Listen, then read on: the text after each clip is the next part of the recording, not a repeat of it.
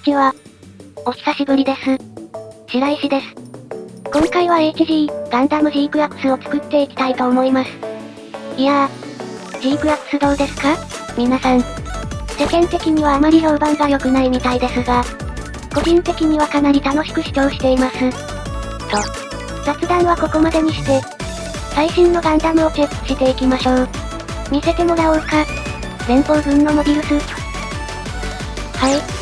こちらが今回作成する HG-G クラクスになります。お値段は定価で2200円。HG サイズのガンプラにしては少々値が張りますね。箱の中身は説明書が1枚。テトロンシールとホイールシールが1枚ずつ。そしてランナーが7枚入っていました。最新のガンダムは一つ一つのパーツが非常に細かく。組み立て作業は少々手こずりそうですねこれ。はい。それでは HG-G クラクスを組み立てていきます。G クラクスの組み立てには、タミヤの薄葉ニッパーを使用しました。先ほども言いましたが、G クラクスのパーツはかなり細かいため、刃の先端が細くない通常のニッパーを使用して組み立てを行うと、少し組み立てづらいかもしれません。あ、そうそう。頭部のパーツは床に落としたらダメですよ。小さすぎて見つけるまでにかなりの時間を要してしまいます。落としたら本当に大変ですよ。はい。こちらが組み立てが終了した HG ガンダム G クラクスになります。いやー、かっこいいこれ。ところどころにスタジオカラー風味が出ていて、個人的にはかなり好みの見た目です。最新のキットというだけあって、色分けも非常に細かく、シールを貼ることですぐにでも満足感がある G クラクスが出来上がると思います。それにしても、ヒートホークを装備してるのいいですねこれ。アニメを見ればヒートホークを持っている理由がわかりますが、この武器はガンダムが持っていても似合いますね。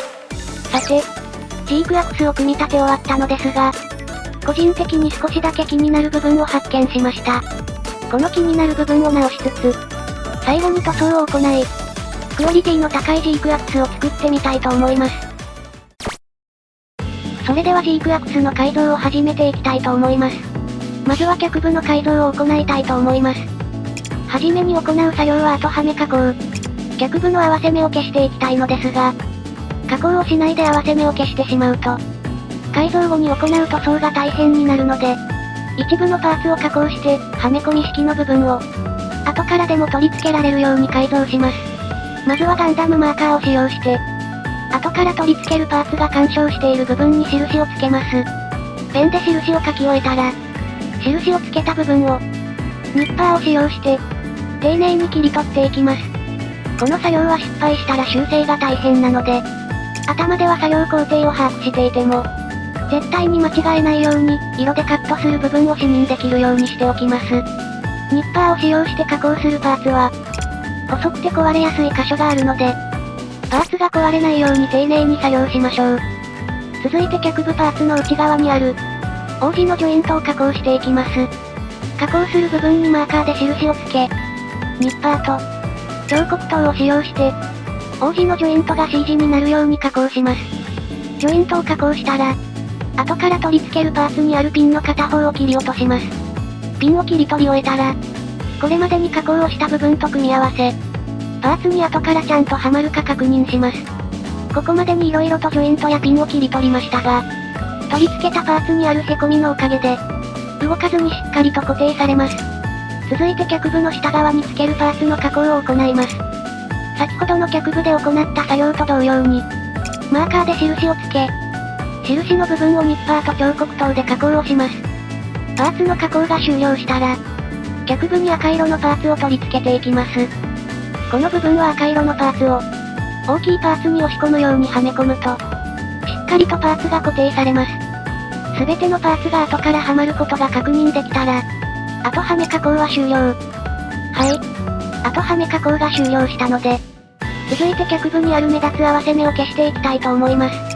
合わせ目消しに使用したのは、流し込み接着剤。接着剤を多めに合わせ目部分に流し込み、30から40秒ほど時間を置いた後、パーツ同士を思いっきり貼り合わせます。接着剤によって溶けたプラスチックが、合わせ目からむにっとはみ出てきたら、合わせ目消しは成功かな？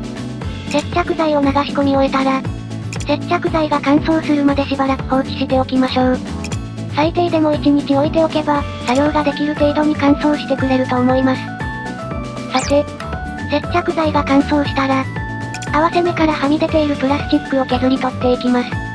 まずは彫刻刀とデザインナイフで、大まかにプラスチックを削り残したプラスチックを、紙やすりを使用して、きれいに削っていきます。合わせ目からはみ出ているプラスチックをすべて削り切れたら、合わせ目消しの作業は終了です。はい。続いて太ももの改造を行いたいと思います。まずはパーツの中央にある合わせ目を消していきます。作業工程は先ほどと同じなので割愛します。接着剤が乾燥したらはみ出たプラスチックを削るのですが、この時、パーツについているモールドも一緒に削り取ってしまいましょう。モールドを避けながらプラスチックを削ろうとすると、綺麗に削りきれないので、一旦モールドをすべて取り除き、パーツを綺麗にしてからモールドを復活させます。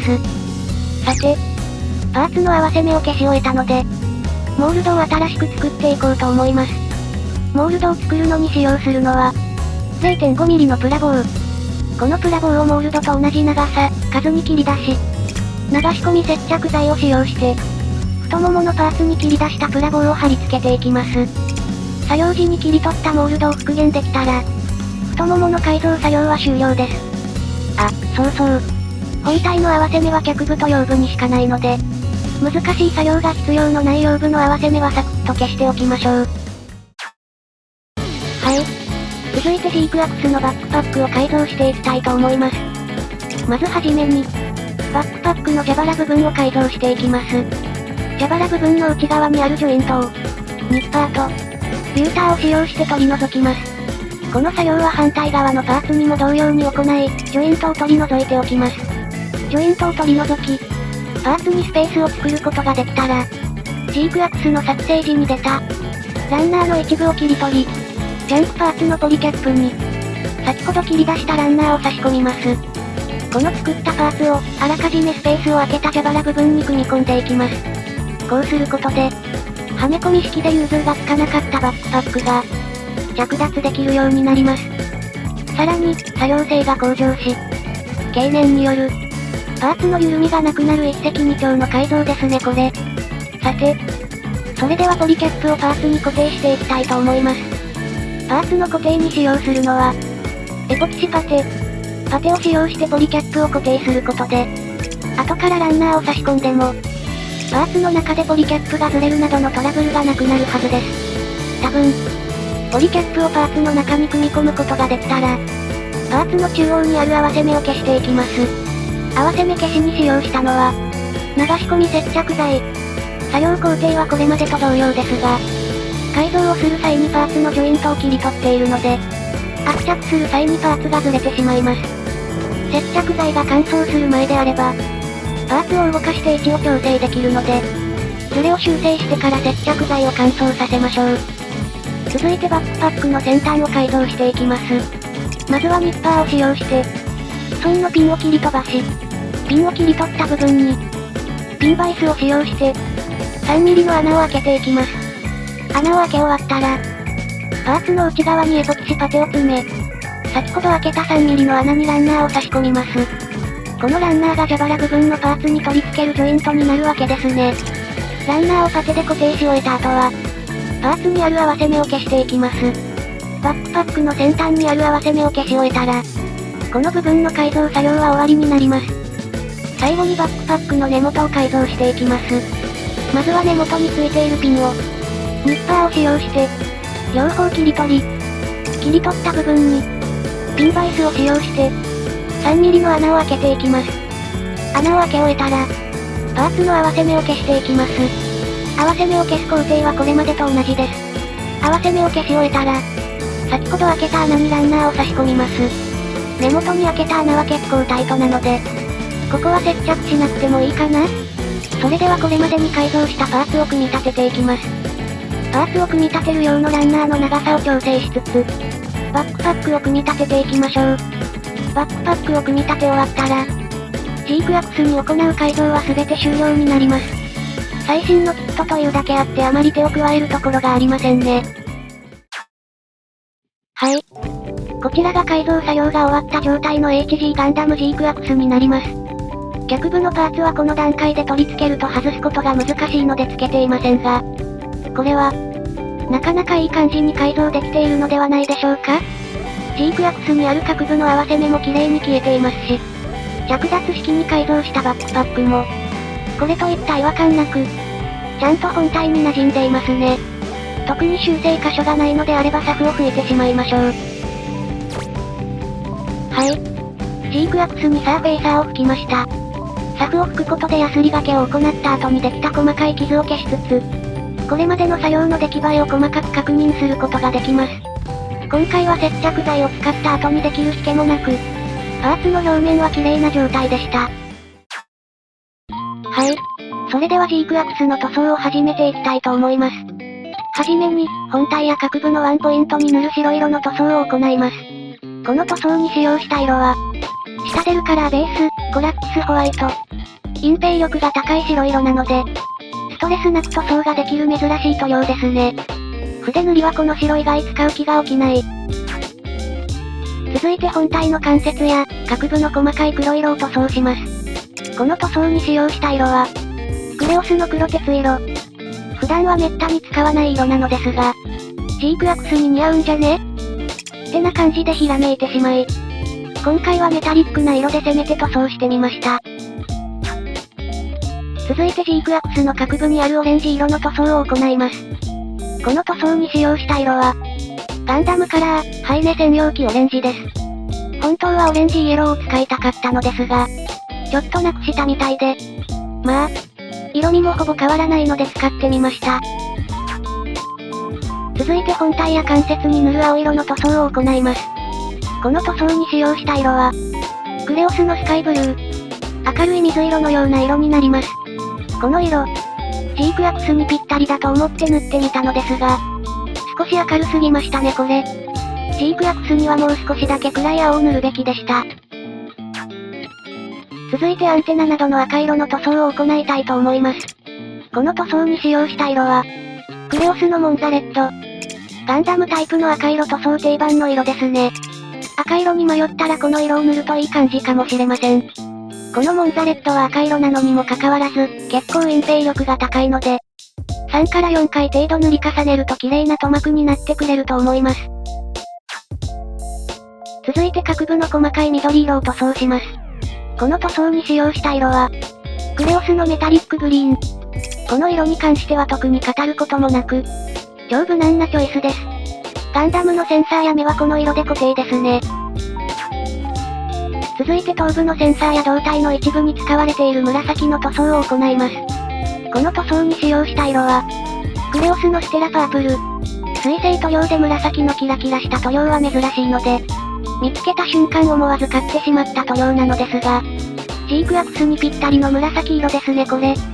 はい。これで大体の塗装が終了したのですが、G クアクスは色分けが非常に細かく、塗り忘れるところが多くなると思うので、公式サイトや説明書の G クアクスをよく見て、塗り忘れがないようにしっかり塗装していきましょう。さて、塗装が終了したので墨入れを行うのですが、墨入れを行う前に、クリアーのトップコートを拭いておきましょう。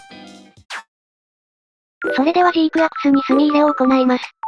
墨入れに使用する塗料は、タミヤエナメルのクリアーブルーとクリアーレッド。この2色を混ぜて紫を作り、G クアクスの墨入れに使いたいと思います。混色した塗料を溶剤でシャバシャバになるまで希釈して、G クアクスのモールドに流し込んでいきます。G クアクスは本体の情報量が非常に多いので、真っ黒の塗料で墨入れをしてしまうとくどいかなということで、今回は自分で調色した色で墨入れをしてみました。墨入れ塗料が乾燥したら、エナメル溶剤を含ませた綿棒で、モールドからはみ出てしまった塗料を拭き取っていきます。はみ出た塗料をきれいに拭き取り終わったら、塗装作業はすべて終了になります。はい。それでは仕上げ作業を行いたいと思います。まずは付属のテトロンシールを G クアクスに貼っていきます。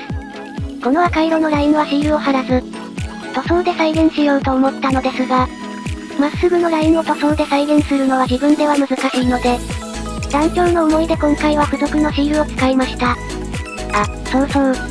シールを貼ると決めたので、細かい部分も塗装をせずシールに頼りました。シールって便利ですね。それでは最後に後はめ加工を行ったパーツを取り付けていきたいと思います。パーツの取り付けに使用したのは、瞬間接着剤。パーツを取り付ける部分に瞬間接着剤を点付けして、合わせ目を消した部分からパーツが割れないように、慎重にパーツを取り付けていきます。塗装をしているので、確認段階では問題なくはまっていたものが、塗装後にうまくはまらなくなる場合があります。その時はデザインナイフなどで少しスペースを作ってからパーツを取り付けていきましょう。これでジークアックスに行うすべての作業は終了になります。それでは完成したジークアックスをご覧ください。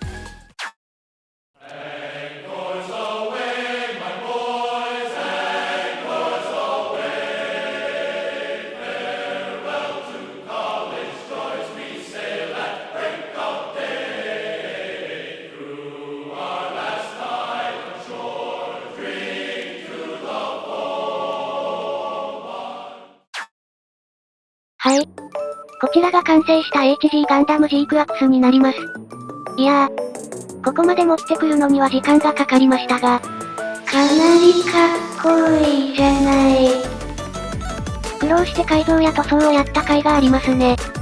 すぐに状態のジークアックスも十分かっこよかったのですが、しっかりと作り、シールまで貼ると、情報量がマシマシになって眺めていても飽きないですね。